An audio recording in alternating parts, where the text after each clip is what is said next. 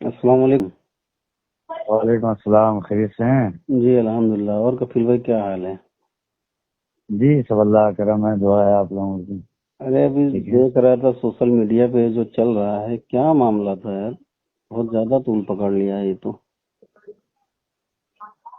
میں توحید بھائی کیا بتاؤں آپ کو۔ دیکھیے، اصل آدمی کو صرف ایک طرفہ نظر آ رہا ہے، سمجھ رہے ہیں؟ اصل جی حقیقت اس کی کچھ اور ہے۔ جی اور وہ جلسہ جو ہے وہ پورنیہ کے علاقے میں ہوا ہے۔ مفتی صاحب قبلہ کا گاؤں وہاں سے مطلب گھر جو ہے 15 سے 20 کلومیٹر کی دوری پہ، وہاں 15 سے 20 منٹ کے راستے پر مفتی صاحب قبلہ کا گاؤں ہے۔ جی اور اس جلسے کی صدارت قاضی سیمانچل حضرت علامہ مفتی زبیر عالم صاحب قبلہ محمدیہ عربی کالج کے جو پرنسپل ہیں، یہاں جی سنجیدہ آدمی ہیں، جی وہ لوگ کر رہے ہیں، اسٹیج پر علماء ہیں، سب ہے۔ اور شبیر بھائی سے مفتی صاحب قبلہ کی کئی ملاقات ہو چکی ہے، کئی دفعہ، جی تقریباً 10-15 ملاقات ہے شبیر برکاتی سے جی مفتی صاحب کی۔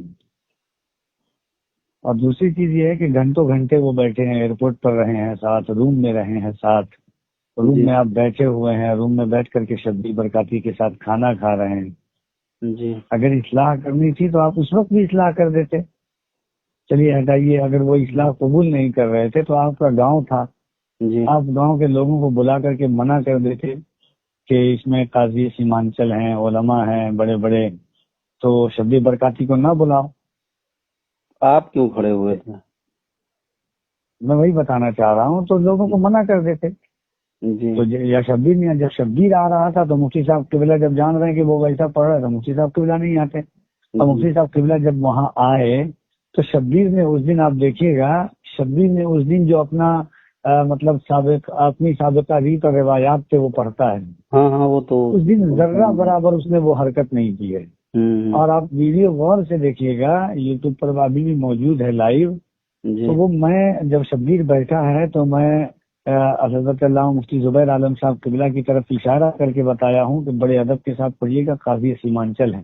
جی اور واللہ العظیم شبیر کو اٹھانے سے پہلے میں نے یہ کہا ہے عوام سے مخاطب ہوتے ہوئے کہ اگر آپ نے ایسی کوئی حرکت کی تو میں شبیر برکاتی سے مائک لے لوں گا۔ جی یہ آج بھی ریکارڈ پر ہے۔ جی دلور بھائی کے پڑھنے کے بعد میں نے خود کہا کہ میرا دل چاہتا تھا کہ مفتی شہریار صاحب قبلہ کی تقریر پہلے ہوتی، بعد میں شبیر برکاتی پڑھتے۔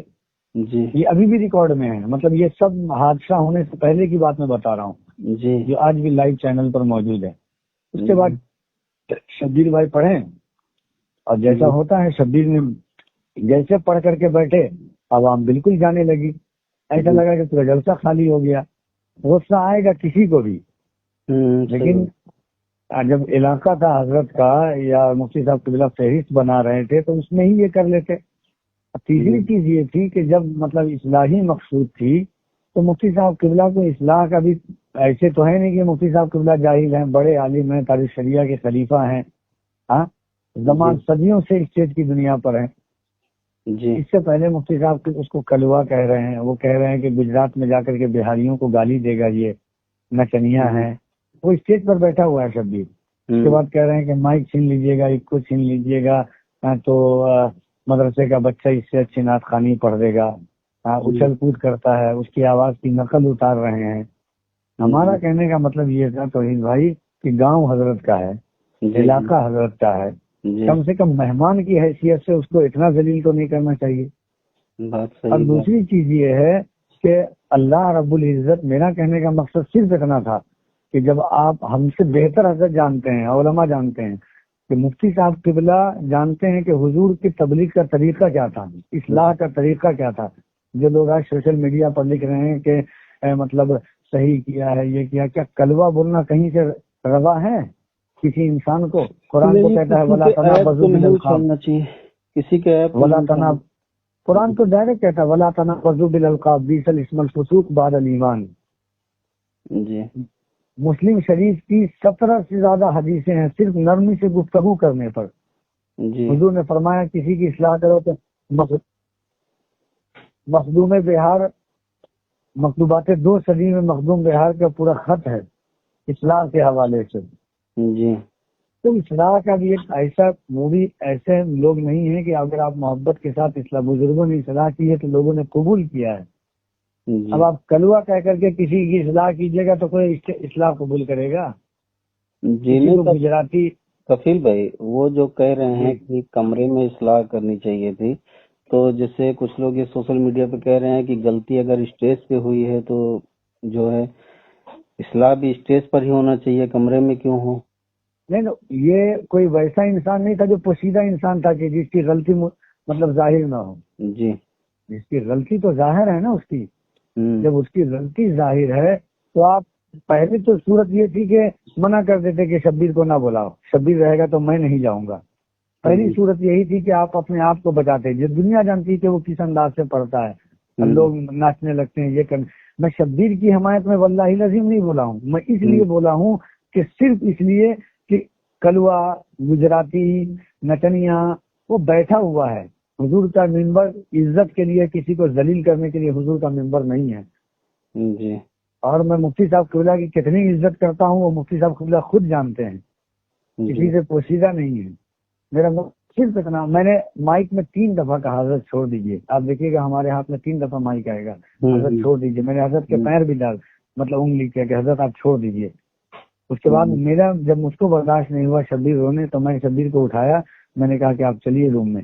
جب وہ جانے لگے تب مفتی صاحب قبلہ کہتے بیٹھو، تم سے کیا بات کریں، تم پاگل ہو. شبیر کو نہیں، شبیر جیسا کہہ رہا ہے کہ حضرت میری بات سنیے.